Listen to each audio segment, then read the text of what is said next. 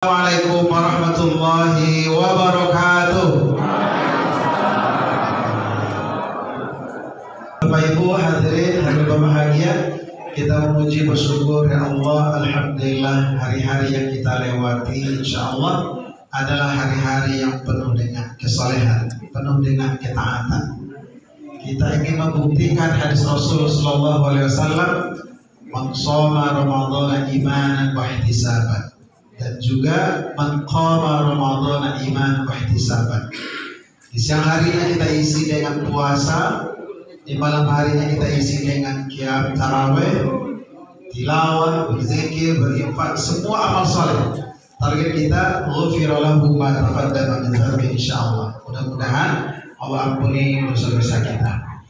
Bagian dari interaksi kita dengan Al-Qur'an, sebagaimana Al-Qur'an itu adalah pedoman hidup yang diturunkan oleh Allah di bulan Ramadan, syahrul Ramadan alladzi unzila fihi al-Qur'an, sehingga bulan Ramadan itu disebut dengan syahrul Qur'an. Nah, kita tadabburi firman Allah yang terdapat dalam surat Al-Hadid, surat ke-57 ayat 20. Allah berfirman, "I'lamu annama al-hayatud dunya la'ibun wa lahwun wa zinatun wa tafakhur wa takatsur fil amwali wal aulad."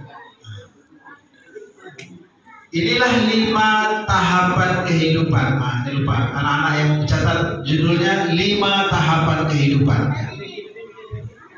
Kata Allah Subhanahu wa taala, Bapak Ibu sekalian, "I'lamu annama al-hayatud dunya la'ibun wa lahwun wa zinatun wa tafakhurun wa takatsur fil amwali wal aulad."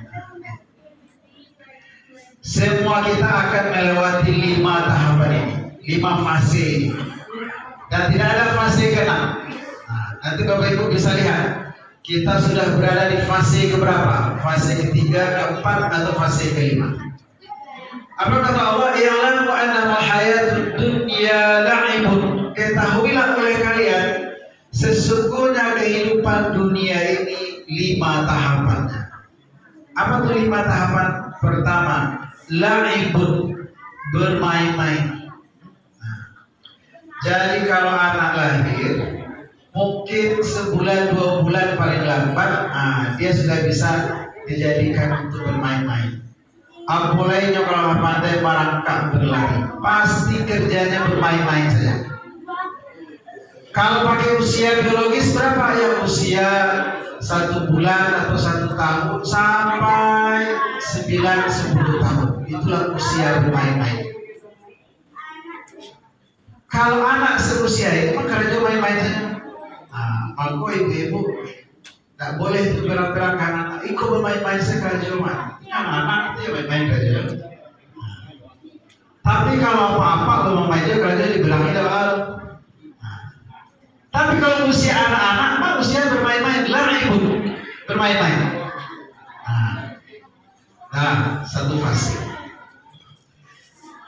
Fase kedua, lahwun, bersedang gurau, bercanda. Tidak ada yang lucu, lebih lucu. Pokoknya orang heboh, tertawa. Kuntu jatuh yang kepala dia kalah, heboh dia. Atau sedang aneh-aneh yang sedih kamar, tuh tertawa terbahak-bahak, macam-macam. Usia berapa? Kalau secara usia biologis memang tidak akurat, tapi lebih kurang 9 tahun atau 10 tahun sampai 12-13 tahun. Itulah bergurau. Artinya berdekatan antara usia anak-anak dengan usia bergurau ini, antara usia bermain-main dengan bergurau ini berdekatan, beririsan. Aku yakin kita sudah melewati fase kedua ini. Masuk fase ketiga, wazina. Fase ketiga ini fase berhias, bersolek. Ini berlaku sama laki-laki atau perempuan sama. Kalaulah masuk fase ketiga, usia puber, di ma ado kaco, nyok babada, nyok merapikan jilbabnya, lah rapi pada jilbabnya ali beri pada tak. Pokoknya dia kacau, dia cantik. Kalau bapak ibu dah baca, saya lihat isi tasnya, lipstick, badak, apa ya, citra, head body, nah lampu dia pakai ke skincare.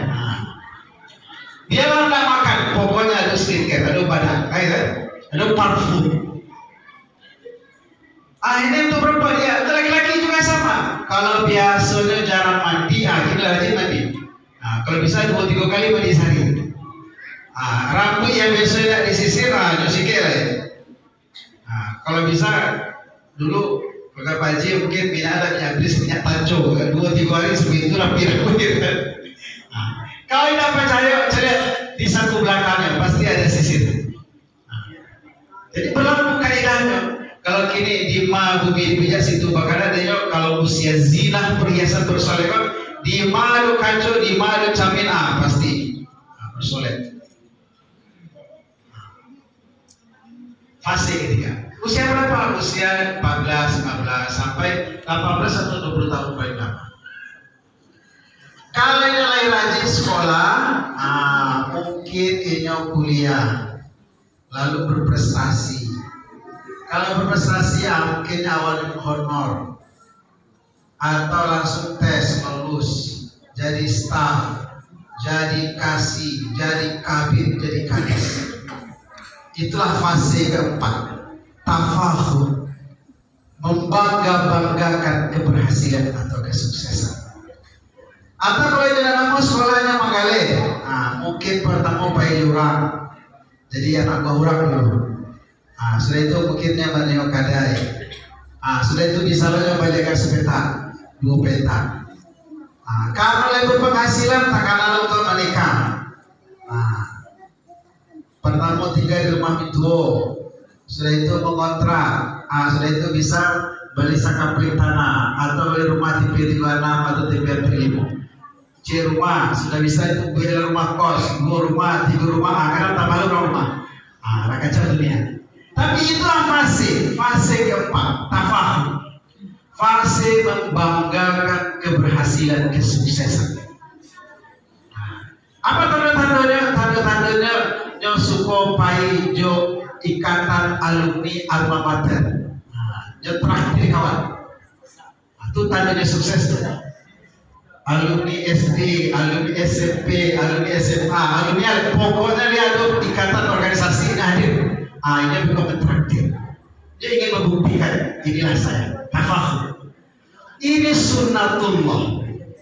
Usia main-main, lahun sedang kurang, zina berhias bersolek, tafakhur membangga-banggakan kesuksesan.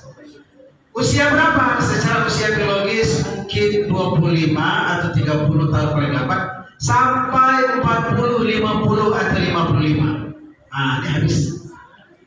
Kalau orang jadi PNS sampai puncak karirnya jadi kadis atau jadi sekda, dah habis dia 45 tahun. Atau jadi pejabat, jadi wali kota, jadi gubernur, jadi menteri, presiden 2 periode, 5 tahun dah habis. Masuk fase terakhir. Ini yang kita harus hati-hati.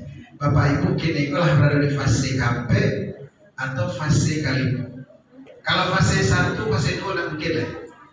Tapi saya boleh. Tapi fase ketiga KP mungkin. Apalagi fase kelima. Apa itu fase kelima? Wa takatsuru fil amwali wal aulad. Bernostalgia.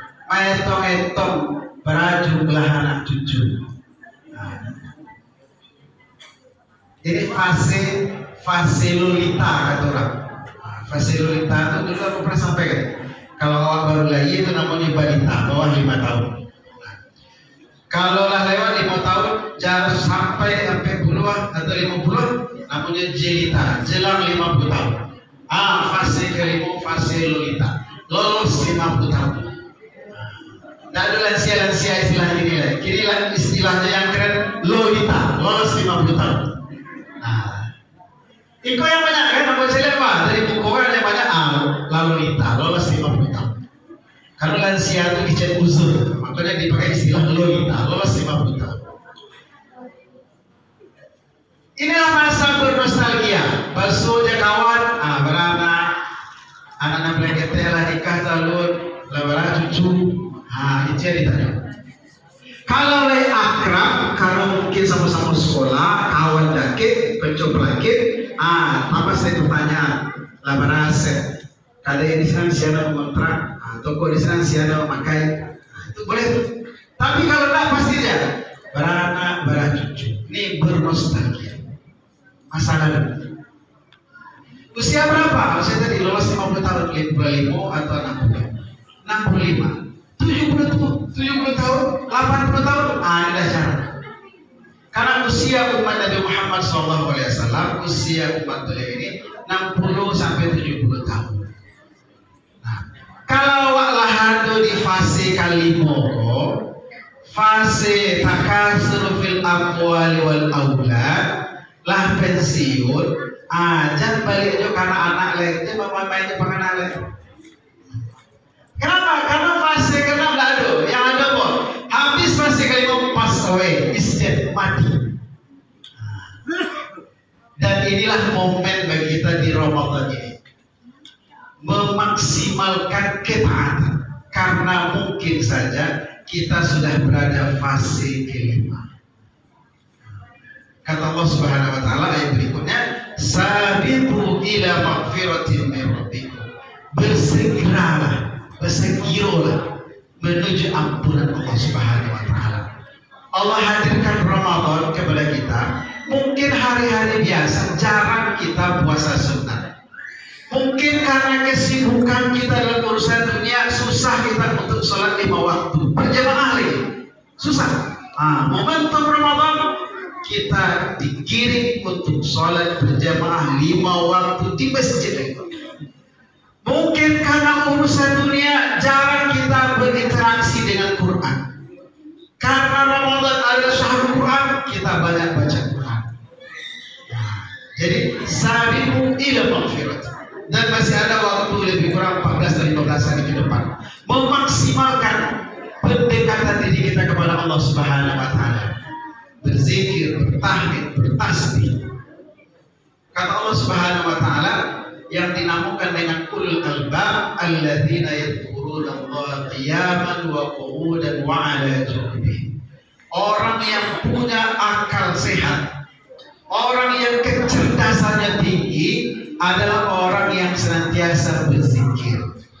Kenapa? Karena walaupun ada 5 fase kehidupan, tak ada yang menjamin sampai kali 5 ya. Kadang baru usia anak-anak, bahkan dari alam lahir baru keguguran mati ya. Usia anak-anak meninggal, remaja juga meninggal, ya. Dewasa meninggal, lah bolehlah tutup, lah pasti meninggal ya. Jadi sabiqu ila maghfirah, pastikan kita dalam ampunan Allah Subhanahu wa taala. Qiyaman wa qu'udan wa 'ala junubihim, sambil duduk sambil berdiri, daripada mencari konten di Facebook, di TikTok, di IG, rancak awak memperbanyak astagfirullah. Ya, latih baca Quran, istighfar, latih istighfar, tasbih, latih tasbih, tahmid, pokoknya kalimat-kalimat thayyibah. Itu yang kita perbanyak. Dan inilah rahasia kenapa dalam Islam diajarkan semua aktivitas kita harus berdoa. Bapak Ibu, kalau ada orang meninggal di masjid, itu husnul khatimah atau su'ul khatimah? Zahirnya. Kira-kira husnul khatimah atau su'ul khatimah? Husnul khatimah. Nah, kalau orang meninggal di masjid itu insya Allah husnul khatimah. Tapi kalau baru saja nyampe kota infak, itu su'ul khatimah kan? Su'ul khatimah. Tampilnya memang di masjid dia meninggal, tapi dia baru saja mampir kata infak, mencilok kata infak. Su'ul khatimah. Karena maksiat. Bermaksiat di tempat yang suci, di dalam masjid. Sama juga orang meninggal di kamar mandinya, masuk kamar mandi terpeleset karena kepalanya kenindian, langsung meninggal. Zahirnya su'ul khatimah. Kenapa? Karena kamar mandi tempat yang kotor. Tapi kalau mulai baca doa menjelang masuk kamar mandi, mudah-mudahan juga tetap husnul khatimah.